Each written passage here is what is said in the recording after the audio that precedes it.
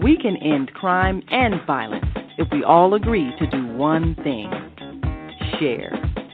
Let's share our wisdom, share our time, share our talents, share our finances, but most of all, let's share our love. This is the Female Solution.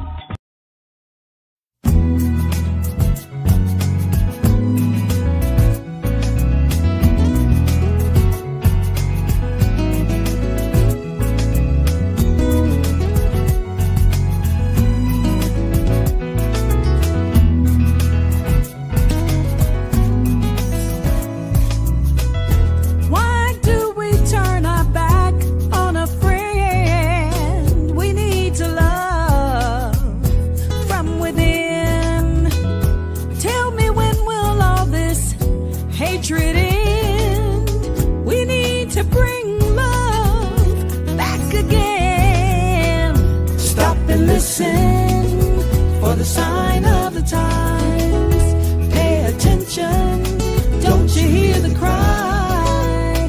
It's a brand new day, it's good to be alive. You have survived, ain't it good to be alive? Don't it feel real good? Don't it feel real good to be alive? Good morning, good morning, good morning. Wow, we have made it through to another Friday morning.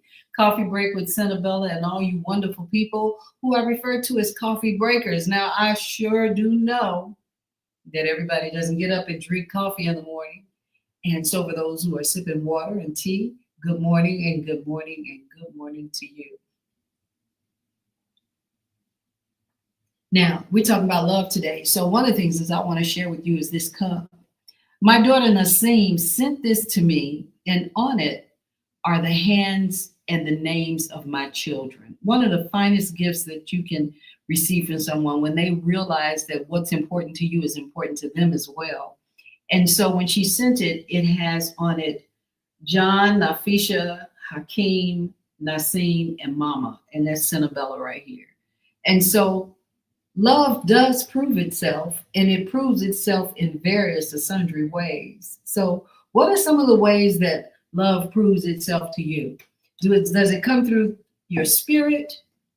Are you looking at it? And you know, the 5 love languages has a very neat layout of how people look at love from the perspective of, say, personal love with someone else. But all of our love is with someone else. And so it can become an even broader mark or opportunity to engage in affirmations of love. And so I put the question out there, and because my guest is not here today, I decided, well, what will I talk about? What's important? And what's always important to me is how people engage with me and how I engage with them. How am I engaging with the world? And am I doing it from a soul perspective? Am I looking at it and enhancing in the spiritual essence of myself? Am I forthwith in my honest conveyance of what I talk about and try to materialize for people? So even as I sit here today in this new studio, I sat here and I thought about, wow, this is the first time I'm opening up another chapter of myself here on the Female Solution, and how important it is for me to make sure that I'm in step with all of my other sisters and brothers. Hey, good morning, Bill. It's so good to see you here with me again.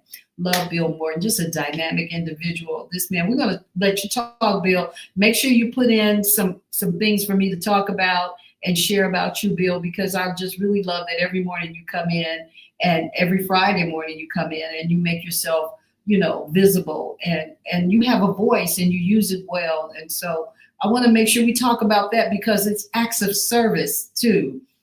Bill Morton, Alderman, Rogers Park, I think now a professor. And so you can help me clear that up, Bill. Let me know. I do kind of keep up with you on Facebook and see things going on. And so that's another acts of service are also recognizing others. When people come into this space with me, I recognize you differently than I would have, say, earlier, because now you're showing me support in a very visible manner. And so for me, it ups the ante in what it is that I am, what I'm saying, what I'm doing, and what I have to give to you. So, what are some of those things that I feel that I have to give to you? And I'm going to set it back just a little bit. I'm talking about who I have been in my life that I see myself as, that causes me to be a loving human being. What are some of the things that I do in order to instruct myself to always put myself on a parade of fashion of my inner working self, my inner self, the working parts of me that materialize the essence of who I am and the essence of my love. So when I was a young girl, and I'm gonna slow down just a step, and you can see in the back, there's this image, if you can see it, and it's my mom at the top. And my mother was a figure and a role model, not only for me, but our community, but more importantly, for her children. And before she died, years before she died, I said, Mom, Mom, Mom. And she says, What, baby? And it wasn't that long ago. And I want to say I'm a very much of a grown woman by this point. I'm a grown mother. I'm a mother and a grandmother at this point. And as it is with your mom, you're always a kid when you see them and a child of theirs. Or you're the arrogant, I'm grown and I can do what I want to do, say what I want to say, and go where I want to go. And so on this particular evening, she was lounging on her sofa and I was there with her visiting as normal. And I said, Mom, when you're no longer here, what do you want people to say about you? And she says, let me think about that. I said, what do you mean that you think about it? She says, well, I like for people to know that I was a mother. Now, for me, you know how we see our parents. And if they do anything outside of us, that's a big deal. So for me, I was like, well, Mom, are you saying you don't want people to know that how many people you've served and how much you've done for this world and all of that? And she says, no, I just want them to know that I'm a mother. Being a mother, you would have thought at that time that I would have been like, yeah, now that's a consequence of real service and that's a real big act. But at that time, I wanted my mother to be celebrated.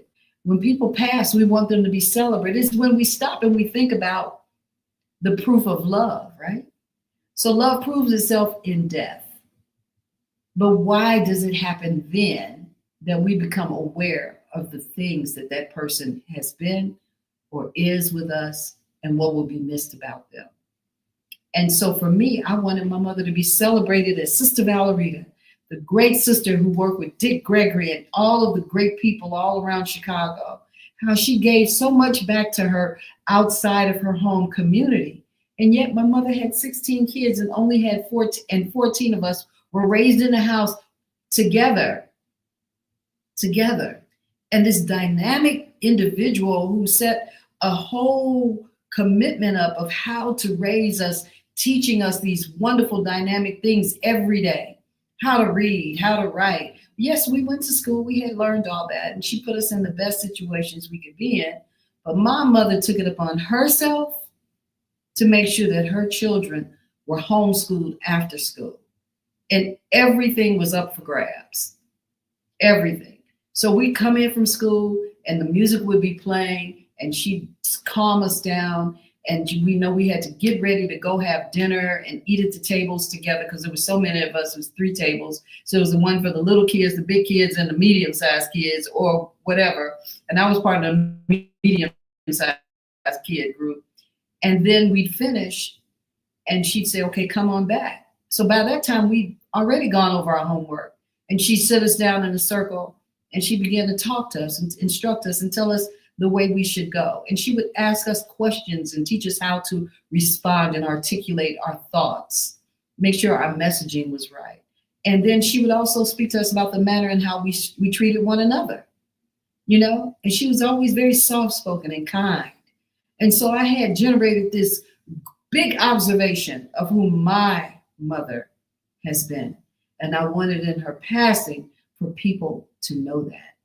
Well, let me see something. So when my mom passed, it was a big deal to me, to my sisters and brothers. But what we probably didn't realize as much is how big a deal she was to the people at large in the community that she served. My mother went from Catholicism to Islam, and in each community, everyone loved her. People loved her so much her doctor showed up, people that she had just met with. And there was this line at the repast. It was a line of people, almost 200 people in line waiting to get to the podium to say one thing about my mother. And what I think that the takeaway for that was for me was when I realized that they were speaking of her even in a greater sense in how I knew her. So love was proving itself.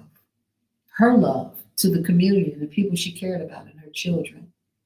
You know, it's all there. Hello, good morning, Lawrence Lenoir. Let's talk about our circumcision of the heart through self-reflection one day. Okay, Lawrence, you want to, get into that a little bit today? I'd love to hear it. Aaron Johnson, the beauty of real love proves itself over time. Yes, within the context of each individual personal experience, the beauty of iron sharpening iron. Oh my God. So that is what I'm saying. So here I am witnessing iron sharpening iron. And my mother was just seriously committed to community. So that impacted me. And she was my beautiful heroine. And every day I went to school and people would say, well, write about the person or thing that impacts you the most. And I always said my mother. I didn't care what day or time it was. It was my mother, my mother, my mother. Now my father, let's get to him. My father was a kind individual. He was kind and he was soft-hearted. He was easy to cry and he had a beautiful voice. So when he spoke, he had presence. But his mannerisms were always gentle and always kind. So they were impacting us with the essence of their spirits, of their physicality, of their work and what they did.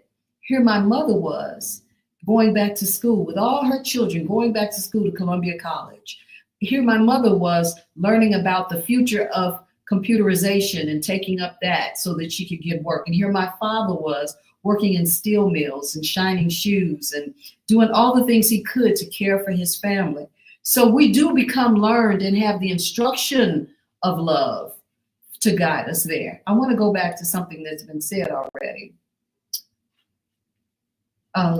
Lauren said, let's talk about our circumcision of the heart through self-reflection one day. Is that not it, Lawrence? What do you think?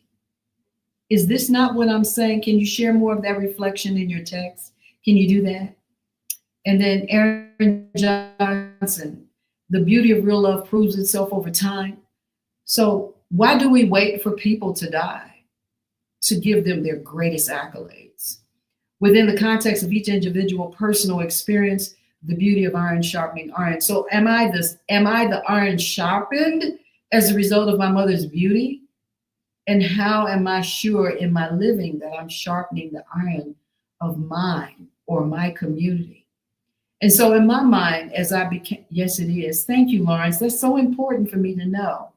I'm going to set up the phone situation so that next time I have a show like this, people can call in. I would love to hear your voice. I'm really big on voices. I love to hear the sound of a person's voice, to see and know and understand and hear the context of what they mean. So I'm going to make sure I do that. But words are important. So my mother read to us a lot. And my mother spoke to us all the time. And my mother, she didn't speak loud ever. And she was definitely in charge of everything.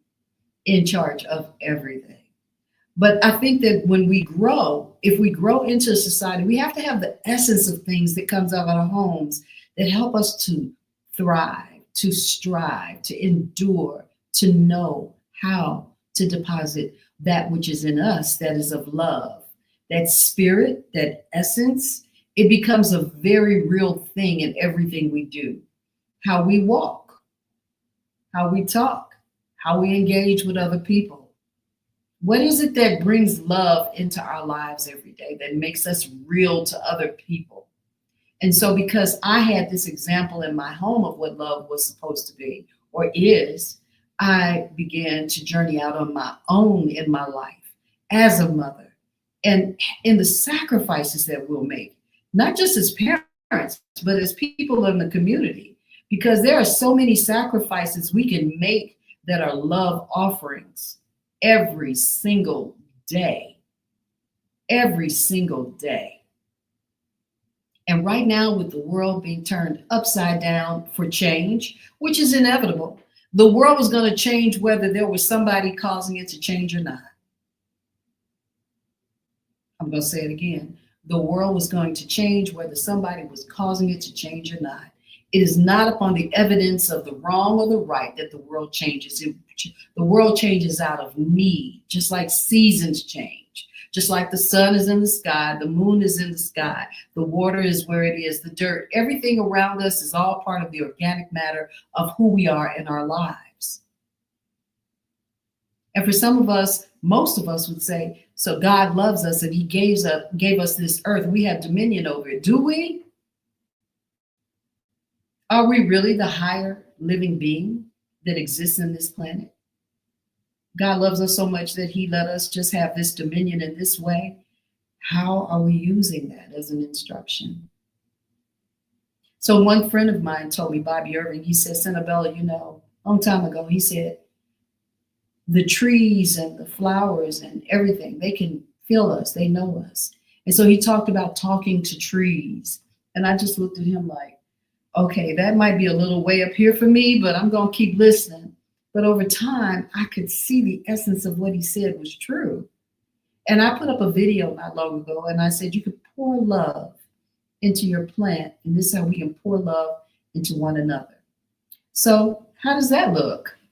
So I do little things, but at the end of the day, the things that I do become important to me because I want to make sure that my children and their children and their children and their children can be ready for whatever change comes about in life. To be ready for whatever change comes about in life so that you can resolve and move forward with whatever you have to do. Because we don't know all the time what we have to do. But when we're at peace with ourselves, when we know that love is a true essence, that it does exist, that it is here, then what we can do then is slow down a little bit and see what our offerings are. Now, every day, television, books, and every person that we provide us the essence of things that are going on and teaches us something. They talk about Jesus Christ. The talk about Jesus Christ is that he was all about love, right? Everything was about love. Why? Why? It was the medium. It was the driver. If you could just get people to see, if you could just love as you think about being loving through the points of judgment, because everybody wants to judge. But if we're judging something and our viewpoint is different in how we judge it, different in the sense that we're not there to blame or to become so critical that we want to hurt, harm, withhold, take away, keep someone from having something. That's not the same. But when we do it, because our instruction says, I lovingly want to impart my thoughts with this person. So I'll go back in reflection real quick. And my mother, she was quiet and she'd walk past us and we always dodged because we never knew when she was going to slap us in the mouth for something. And she never told us. But she did those things because she wanted us to know that we were present and she could hear us. And she, real quick. And we go, oh my God. And she said, watch your mouth. How many of you have parents say, you better watch what you say? Why was that? Why was that? What was the purpose of that? What was she trying to get us to know? Watch your mouth. How can I watch my mouth? Lawrence Lenoir, I love you. Yes, we can send love vibrations to plant life and receive it. Yes, sir. And it says, this is a round table discussing about love that can go so far down the rabbit hole and get so deep. I love it. Yes, sir. I'm telling you, I got to have that phone call situation. Or maybe what I'll do is have my own round table for a coffee break, and Lawrence, yourself, and others can come and we can chat it up and get into that, because that's what we need to do. Instead of looking at what's wrong, let's look at what's right. How do we put the nail in so that it secures the table? Or do we create grooves for it to fit in the style of fashion of fine furniture making? Instead of using nails that splits wood, they create situations where it fits in. Think about it. Fitting in. Fitting in. Fitting in. Yes, yes, yes, yes. Yes, that's what I'm saying. It is. It's about fitting in. We all desire to fit in. But as I've gotten older, and I guess I can talk older later because there's so much more of what I want to share that has nothing to do with where I'm at right now. But the truth is, where I am right now is what has caused me to talk about this right now. Because I used to be a little bit, I was afraid to present myself to people. And I did so because people were constantly judging me all the time. And I couldn't understand why. And as I grew into this world as a young Black girl who was not necessarily dark skinned, who was not necessarily too short or too tall or too, I was being judged for everything. But I didn't understand where that judgment came from. Excuse me. And so later what I would do is I would just quiet down, or I wouldn't show up. I wasn't present. I didn't know how my individual presence was affecting other people and if that meant something. And it took a whole lot for me to one day show up and to confidently be myself. That is when the self-love expression began to formulate inside of me. When the confidence started to formulate inside of me, and I give myself square in the mirror and go, Senabella, it's okay. Go see anyway. Go and see. And no education that you get from formal institutions, no amount of money that you may earn from work or being blessed with it as an inheritance, no kindnesses even that people may give you will impart upon you the greatest aspect of what you will learn when you become confident in the love of self. Confidence will be exuding because now you will choose to go in a room, but you'll choose to go in the room to be a part of the room and not to turn the room around. See, there's a thing where you can be a leader and you can be confident and you may have something to add, but when you go into the room, they'll call it reading the room. Can you read the room? But when you read the room, does it require voice or require your support?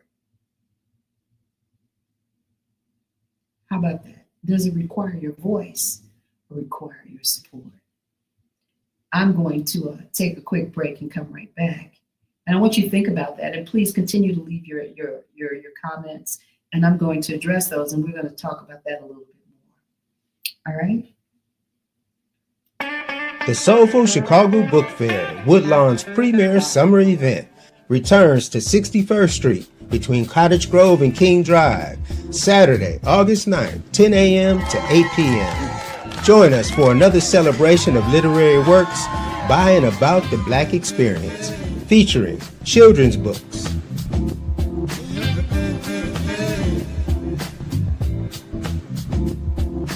fiction books, and non-fiction works by local and international authors. The main stage will host an entertainment lineup second to none, with Pari Lemuel, Aniba and the Soul Stars, and the mesmerizing Moo Moo Fresh. Special guest, DJ Celeste. The community stage features a variety of family-friendly performances, such as DJ sets produced by IC Music, an organization that trains and promotes blind audio engineers. All this and more, Saturday, August 9th, free and open to all. Be there.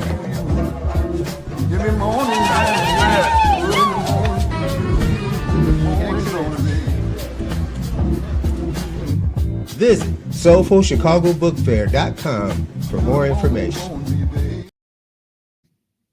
Wow. So right here we have one of the things that implies the giving, the providing of the service, the providing of community, the building of community, the thoughtfulness that is engaged in love. See, when you know how to love yourself, or you're trying to figure out how to love yourself, and you begin to engage in activities outside of yourself that serve something greater than yourself, then the symbolism, the idea, the spiritualism of what we believe in our lives becomes present for us to see. And so through the Soulful Chicago Book Fair, you take that one thought of an engagement of Asada Kirkland saying, I want to provide service of Black authors. Being a Black author myself, where do I go? How do I find my audience? And she creates the audience. And now it's something more than just a nuance, but a reality. And so when you tune into her show here on The Female Solution, you hear the engagement and the conversations of all authors from all over the world, and not just Black, but Black specifically being her target audience she started for, but having more diversity because it's an act of love to provide service, to do something that doesn't just provide service to yourself, but for others. How do we take that and become a reflection of our higher selves to prove love exists? Lawrence, here you are. Jesus didn't try to eliminate the world wars. He just got in where he fit in and created a new reality. Isn't that it? Isn't that what I'm speaking to? And so, yes, it is. And that's what I grew up seeing and knowing was real. I had a brother named Tiamo, and he, from the very youngest of age, 7 years old, went into the store and began to, bag groceries. He could help my mother pay for food. He wanted to do something to be a part of our family that would help to supply something greater than just, say, being at home, being hungry. So at 7, he went across the street and he started bagging groceries. And from that viewpoint, as a small boy, he saw that other people needed food too. And he asked the store owner if he could bag more groceries, stay longer, and he could provide credit like he had gotten for our mother to come to the store and pick up more food for other families. And he grew to become that person over and over again, countless times, over and over again, proving love exists. He didn't know every person, but he knew we lived in a community where there were more people who had need. And so, like Jesus, and like all of our great prophets and all the great people who live around us and within us, all the great mothers and fathers began to see outside of themselves and to start to build another kind of community where people can now imagine what they can do. So when you have examples of things that you have only thought maybe you could do it and you need to see it, then that's what happens. So I'm going to add a couple of things to the stage because I kind of want to talk about it from the point of view that is more expressive. And it's not just about, is it women or men, but it's about how are we loving on each other? What are we doing to show love to one another? And when we do it, how does it fill our cup? And if it fills our cup, have we given all of ourselves away to other people and not given back to ourselves? What are we doing to continue to reload and resupply ourselves, right? When it's all said and done. Too many of us have died too early before enjoying the compliment of so much work. So how do we even change that trajectory? Does death have to be the final symbol of the act of love and kindness and its proof?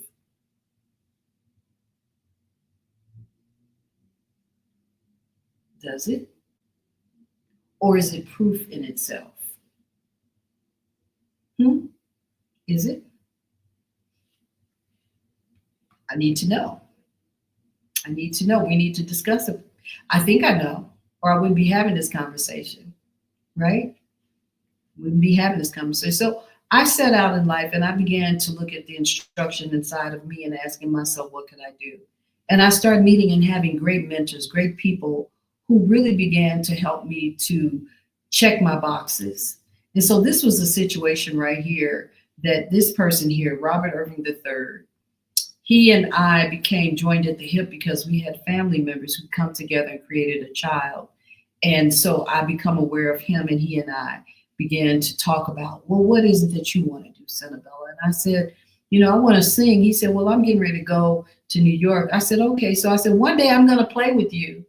And years later, he's this big guy working with Miles Davis, and I'm fascinated with this idea. And I'm also fascinated with the idea that I might too one day, kind of like sing. So with that being the case, I was like, well, why can't I sing? And so I didn't want to just sing when I got with him, because he was getting up every day, hitting the pavement, doing things bigger than writing music and singing. And he pushed into me, he threw at me like 10 books. Here, read these books. So I started reading them. And then I started watching his behavior. I watched his behavior. He had behavior that was like somebody chasing something, So there's an energy that pops up inside of us to help us to know who we are. There's an energy that says, who we are. Yes, Bill. Yes, yes, yes, yes. There's an energy that tells us who we are. We begin to find the people who are like-minded or who will expand our thinking and help us to become greater at who we are and what we imagine ourselves that we could possibly be. And we connect with those people and we create a community.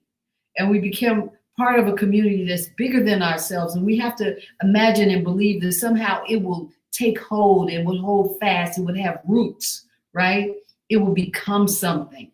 And so in this act, people come into our lives. And here was another person, Dr. C. Sidal Weber. We created Universal Alley Jazz together as a second spinoff from Jazz in the Alley. I was part of the board, but his work, his efforts, his timeless mentorship, and his timeless giving in the community is really what set the template for me in this next phase. So I was getting all these wonderful people who were teaching me about the proof of love, right? There is a proof of love. And there were people who had come before even Dr. Weber to have the proof of love, even before a Bobby Irving to show the proof of love. Women who were coming together, learning how to love one another and work together and dance and to sing. There is the proof of love. And in our storytelling, there is the proof of love. When we tell our stories, when we share what our situations are, would be, have been, we can find the nuance of love in it. I remember this year's storytelling circle, and they talked about catfish fries, how people came together to do fish fries. And in that, the proof of love and community and building and growing together from something as simple as dining together, like my mother had us at the tables, dining together with our family, the proof of love right here. She said, you don't need to go outside and find friends. We're like, look, if there's one thing I want is my own friend, because I don't want to be just friends with my sister anymore. But she put us at those tables to make us eat together, to clean up together, to wash and do things together, to show the proof of love. Okay, I see somebody has come in the room that I would really love to have here with me to talk about this. This is Sister. She is the proof of love, right? So let me talk about Naima a little bit, because I have such admiration for her. And the truth is that I wouldn't even be here if it weren't for the Asada, a friendship, the beacon, right? There is like a beacon, a spiritual beacon that we become a part of. And we don't even know. It's like the bat light, like the Batman had the light that shone in the sky. Well, we have those little beacons like that.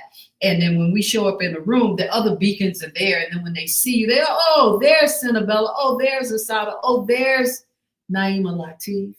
Oh my God. And then one day you look up and you're sitting at the table with them and you're trying to figure out, wow, how would I have known that this would be my entrance into this or that? And so every person in my life, no matter who they've been, have been somebody that have been an entrance for me to become and to do some work. I didn't just dress up to be here. I had to do things to be here. I had to do some work to be here, to get in that outfit, to be with these people, to be a part of this, to get to this place today. I had to do something. I didn't show up looking like this. I showed up with dirt in my fingernails. I showed up with tired feet, and I showed up with scrambling and calling. I showed up, but in showing up. Good morning, Naima. Yes. Well, of course,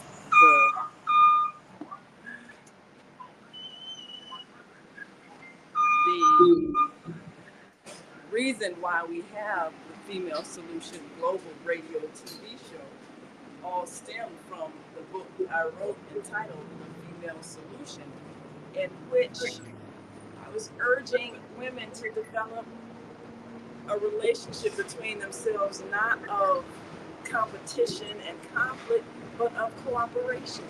Because if we don't do it, we cannot heal the hurt in our communities and in our world. When women have a loving relationship, then we can collectively mother our children, and we can provide a safe and secure environment for them to grow and flourish. But when we're in conflict and we're in a state of self-hatred, then we see the reflection of it in our community. So the book grew into a movement pretty much, and the program, which started out as a radio show, evolved now into radio TV. And we have an opportunity to educate the entire world. Right now, I'm on my way, as you all join me. I'm on my way to... And I love that, Naima. I love that you're in transport and you're giving us this message. Thank you. That's I know, the awesome. Authentic Chicago experience. Awesome. But I'm on my way to the Rainbow Push Convention breakfast this morning, and we've been talking about justice. We've been talking about the media, and we've been talking about how we can coalesce so that we can change things, change the hearts of the people. Yesterday, I had a chance to participate in, of course, report live on the protest march downtown as they urged the Target store chain to be more inclusive, more fair. We spend our money there. And the whole thing, it really comes down to love. Do you love each other enough to treat each other fair? Do you love each other enough to provide for each other's needs? Do you love each other enough to provide the kind of community where nobody is homeless, nobody is suffering? We know our sister Zelda goes out and feeds those who are unhoused every week. And this is a mission. There's no reason why, with all of this wealth, that people are living on the street. So there's an absence of love somewhere when we can't give people what they need, and we'll sit there and watch them suffer. And the conversation's been about Tyler Perry's movie Straw, and I guess that's referring to this was just the last straw for her. And she just snapped, a woman with a child and losing her job and her home. And I know so many women that if they just had other women reach out with some help, they would not be slapping and beating their children, because that's really an expression of our frustration when we take it out on our children. We hit them because we're in fear that if they don't hurry up and do what we say we need them to do, then we might lose our job. Hurry up and get to school. Hurry up and do this. And if you don't obey what I say, we do those things because we don't have an outlet for our frustration. We don't have the support, the emotional support, the financial support, the spiritual support that would keep us from being harmful to those who need a loving touch. So this is why we need this sisterhood, and this is why we have to educate for those who don't know any better. Well, let me ask this. We have the Female Solution. Allow me to interject this. You said beat our kids. Now, my mother, when she would hit us, she said, I do this because I love you. I love you. That's what she said at first. And later she wouldn't say it anymore. So is that proof of love And if in fact it is, I'm wondering when and where my mother began to redirect that act because she stopped doing it, right? Something in her instruction changed, but she was good with PDAP. And I know that it was a learned behavior model, right? And at the end of the day, we look at the results of what these type of aggressions have made upon us. And so when we see people who are homeless, going back to the unhoused, which is a really big way to think about love, right? Some people think that they're being loving because they may give them money, but they may not speak to them, right? Some people think that they're being loving because they want them to do better, and they'll say, I'm sorry, I can't help you. So where's the proof of love, right? And so when you talk about where you're going and what you're doing, how you're discussing it, and because right now, probably more than any other time in our lives, in our living lives, not in our parents' lives, they've probably seen some of this before, we're understanding the need for community, unity. Let's discuss this aspect of what's going on. So how do you see inserting yourself in part of that change other than the discussion?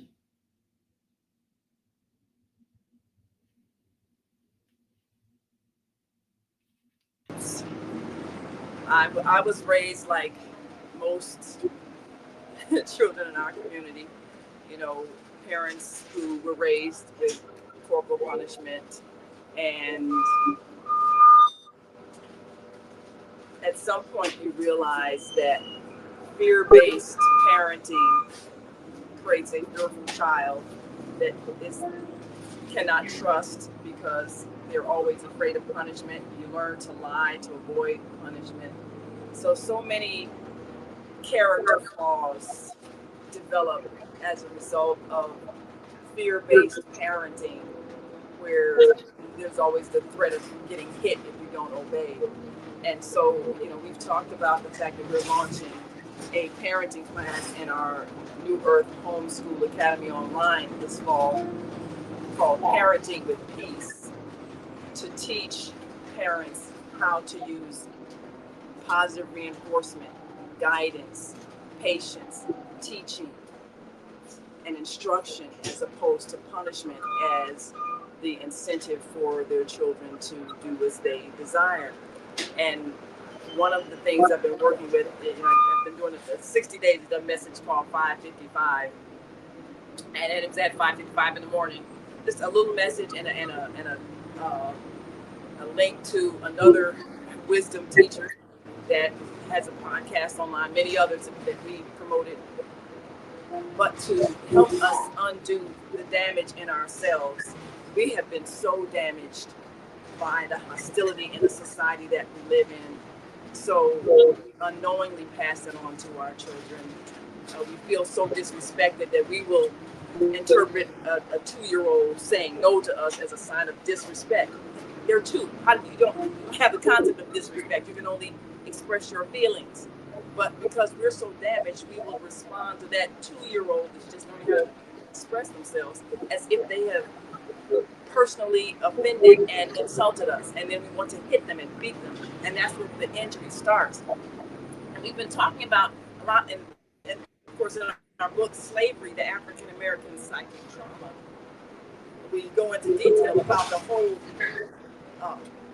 system of punishment, whipping, beating, basically beating the spirit out of you so that you would never stand up for yourself, as a way of, it was a slave breaking kind of punishment that was given so that you would not be rebellious and you would not have an independent spirit.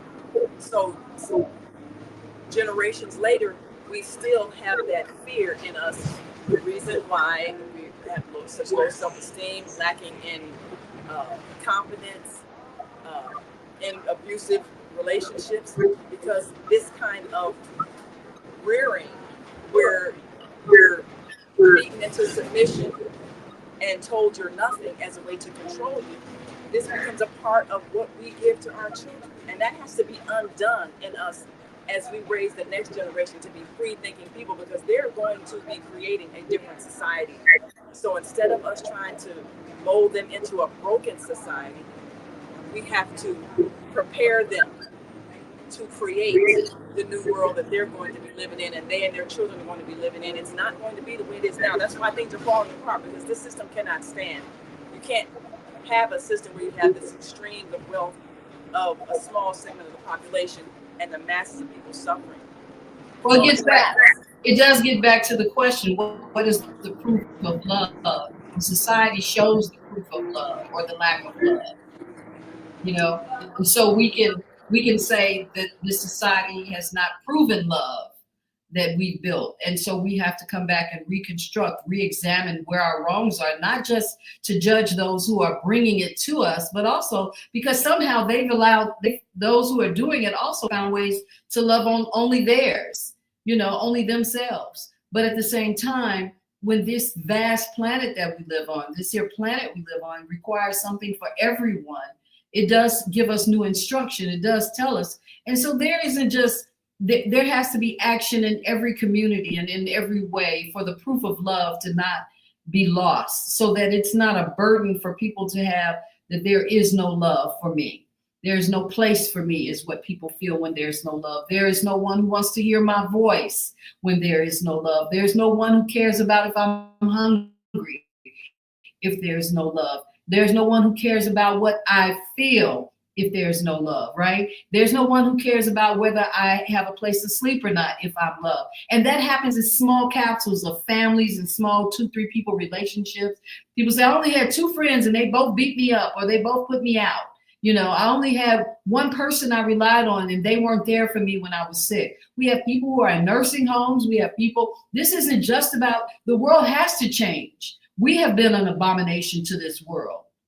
It's our lack of proof of love. When we can take something out of our day, as you're doing right now, Naima, right? As you're doing right now, we can all take something out of our day and put a deposit of love onto this planet. We all can do that. It doesn't require that you are the only person going to get up and hit the bus or transportation and not look for people to get you there, but on your own energy, make it happen. It's about your own energy. I'm unmuting you. Yeah, that's true. And each person has a responsibility for what they're giving to the universe. If you come into an unloving situation, then you be the one to give the love. If you come across somebody who's rude or mean or impatient, then you be the one that smile and say, oh, well, that's a beautiful dress you have on today, or something that will change their energy. Because all of us are energy. And whatever energy we put forth is what's going to affect the energy around us. So we can be the ones that say the kind word. We can be the ones that give the smile to the person who's frowning. We can be the one that's polite to someone who's rude. And we can see the change in them. So every single moment of every single day, you have an opportunity to give love to a situation and change the energy in the environment. You can change the energy in a whole room. I mean, you ever notice how a comedian, one person can talk to a whole stadium full of people, get everybody laughing, and everybody's upbeat, everybody's happy, everybody's full of joy. One person. So all of us have that same capacity. Be that one person that changes the energy instead of being a place where people are angry and wanting to fight. We can make people laugh. We can make people feel joy. We can make them happy. We can make them feel good about themselves by the things that come out of our mouths and the way we treat them. So everybody has the power to change the environment in which they live. They can change every single situation they're in. And when you know that, then you live your life consciously that way, and you're conscious of what you say to people. And every single thing that you think, say, and do carries a vibration.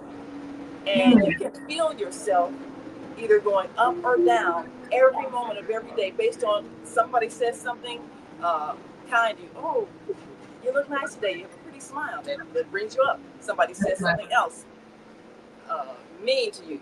Oh, well, you sure are. You sure look tired today. Look at those bags under your eyes. And so now you're down. People can say anything and bring you up and down all day just based on what they choose to say and you're going to respond. You're going to feel it in your body. You're going to feel the difference every time you encounter somebody. And this has a physical effect. If you have enough negativity, you will get physically ill. And if you monitor yourself and you notice how you're getting sick for a season, just think about the relationships, the people around you, and how they're making you feel. You know that saying, you make me sick. That's a real thing. People get affected by the things they say to you, the unloving things they say to you. They can literally make you sick. So you got to surround yourself by people who say kind things, and get rid of those friends who always have something negative to say, or put you down, or ridicule your ideas, make you feel bad. Get rid of those people because they're making you sick. Well, here's the thing. You and I spoke, and I said, it isn't so much that someone wants to tell me something that's going to be helpful to me. It's how they tell me. So you can say to me, Senabella, you talk too much, and I never feel like I can get anything to say. Like my kids would say, well, you're always talking. I'm going to go that way, right? Go that road. And then I'll go, well, I'm giving you the opportunity to speak. You're not speaking, so I'm filling the space. But sometimes we have to recognize what we're doing that can have an adverse effect. So how we say things as well, like telling someone that they have bags under their eyes and they look tired, may be said differently, like, you look as though you're tired. Is there something I can do to help you?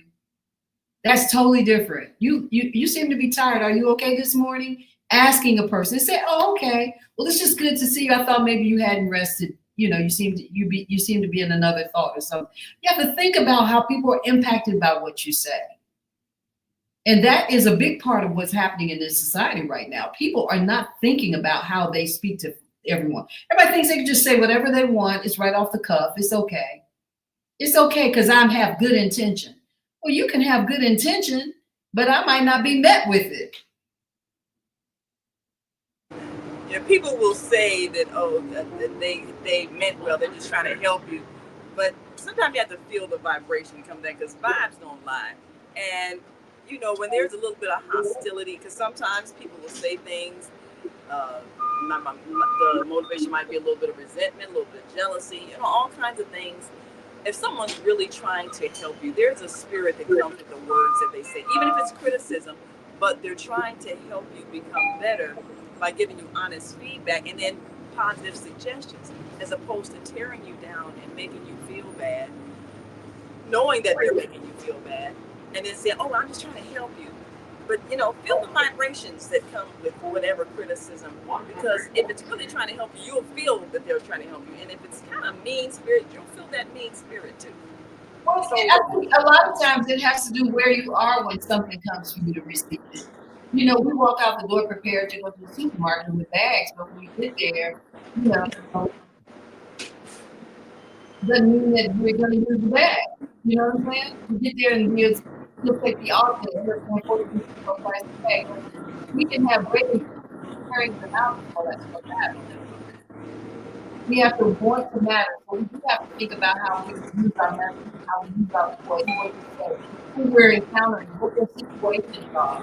And we can be sensitive to people getting harder, sensitive to women being beat up in the street. Because I've seen that a lot, and I always interject to go and say something clearly, so whether or not they're going to hit me. I think to myself, well, if you're so bold, you out here beating up, I'm going to be bold enough, and I'm going to work you and say, hey, whatever you're doing, you need to stop. And to me, that's the source of love. I can care about you beating her up and her being beaten up at the same time, enough to say that you're doing the wrong thing. I can be upset with a mom cursing her kid out and say to her, think about what I know you're tired. I know, and if you say, my young people say, I am minded, but you matter. Do you need some help with your baby? And if they say no and they go off, then I've done my part. I don't have to stop protection. But we have to care enough about the things that are going around about us so that we interject, we put ourselves into the right situation. Because we're going to have to do it no matter what. We're going to have, in a minute, we're going to have to do it no matter what. It's not just about being prepared for what may come. It's about being prepared for what is right here. What has our deposit of love been, And where is the proof of that? Where is the proof of our love? And you should definitely see some proof of it based on the willingness to be of help or the willingness to listen. Because if somebody cares about you, they will listen when they never have any time to, they'll talk your ear off, but then never have time. You need to talk to somebody. How is that loving? So that sometimes showing your love is being willing to listen and hear a person and have some empathy. There are a lot of times I've been out and I'll see someone who's struggling to get out of a car, and I'll stop and just go and say, "Can I help you?" The caring is what matters. And sometimes they say no because they're untrusting. But we're going to have to change that real soon. I'm just going to say that. We have to change that real soon. This world is asking us to have proof of love. Where is the proof of love? Right. It's the sometimes you help a stranger. And one thing can change your whole life. You never know. Now, my whole teaching career started from an act of kindness. I was dropping my daughter off at school one morning, and I happened to see the principal pull up in the parking lot. She got out of her car, had 2 big bags. I said, well, let me just help her in the building with her bags. So, I offered to help her with her bags. We got to her office, and her secretary came running out saying, well, the 5th grade teacher, he just called in. He got into a car accident. He won't be able to handle his class. We don't have anybody to cover his class. What should we do? And the principal looked at me, and she's like, well, I know you got a degree in something, but can you cover his class? I'm like, sure. And that started my whole career in teaching at Betty Shabazz International Charter School, where my daughter went to school. And I taught there long after she graduated and everything else, and taught at their other high school that they started, in their other school that they started, Barbara Sizemore Academy and DuSable Leadership Academy. I ended up, being a resident substitute for the whole system, just from that one act of kindness and taking the principal's bags up to her office. So through our acts of service, right? So through our acts of service, through our acts of love, we're on a course that's taking us through our acts of who we're to be in this life, how we end up serving our purpose-driven lives. How do you find that? Because a lot of times we can have a desire for something and never meet it, right? But it's when we decide to deposit ourselves into something that gives us different instruction that we begin to become illuminated with what it is that we could be the proof of love in our lives for ourselves, therefore feeding the biggest model that exists, and that's who we are as human beings. We're going to take a quick break, and I'm going to come back and wrap it up. Naima, thank you so much. Always such beauty and wisdom and love inside of what you do in your spirit. I want everybody to just show some love to Sister Naima Latif. She is the founder and she is the producer, executive producer, and the reason why we have this opportunity today to come together and coalesce as women and people from all over, not just women, but men and women, and discuss the things that are important in our lives and how we move forward. Our thoughts and our actions don't matter if we don't do something about it. So thank you, Naima. And thank you all. And I'll see if I can bring you some Facebook Lives from the convention today at Rainbow Push. And remember to love. Thank you so much, Senabella. You always do a fantastic job. We appreciate it. Oh, wow. Thank you. I'm just trying to show some love. I'm putting my deposit in. Peace and blessings. Thank you, Naima. Look, I am so elated with this opportunity today to discuss love. It shows you what's important. When we listen to others and we begin to see and understand and know what our own thoughts are. So I'll put up here, these are things that are going on that people are doing. We have to want to be a part of life. We have to see life as a part of us. We have to know that what we give is going to be important. We have to know that there is a vibration to everything. This art by Makosi Malik Miller. There's a vibration in everything. There are things that matter everywhere. How are we mattering? Are we giving love? Are we receiving love? See the energy of love. See how it works. When we tell our stories, how it works. When we decide to be a changer. This is to Dr. Frances Cress Wellesley. She became a mirror for exploring and looking at the exploitation of color and what it meant to our society. What are we doing? How are we doing it? What is your deposit of love? So glad you were here. I'm Senabella. This has been the Female Solution. Thank you for coming, everyone. I'll be talking to you again next Friday. See you later. Take care. God, please. Peace, love, blessings. I'm just overwhelmed. I'm happy. Thank you. Peace, love, and blessings. I want to wake up feeling beautiful. I want to wake up with the love in my heart and joy in my eyes. I want to wake up feeling beautiful. I want to wake up feeling beautiful. Beautiful, beautiful, beautiful, beautiful, beautiful. Have a great Friday. We've come to the end of our show today. If you missed any broadcasts, go to our website for the audio and video archives at www.thefemalesolution.com. On behalf of our team of radio hosts, I'd like to thank all of you who participated in today's discussions. And to our global family joining us from all around the world, we say thank you. To our family in China, xie xie. India, dhanyavad. Japan, arigato. Korea, kamsamnida. Russia, spasiba. Germany, danke. Poland, dziękuję. France, merci. Spain, gracias. Italy, grazie. Egypt, shukran. Ghana, madasi. Nigeria, eshe. South Africa, Ngiyabonga. Senegal, Jaref. Kenya, Asante. Israel, Toda. Pakistan, Shukriya. Afghanistan, Tashakur. Saudi Arabia and Palestine, Shukran. Assalamu alaikum wa rahmatullahi wa barakatuhu. Thank you, and may peace be upon you and the mercy of God and God's blessings.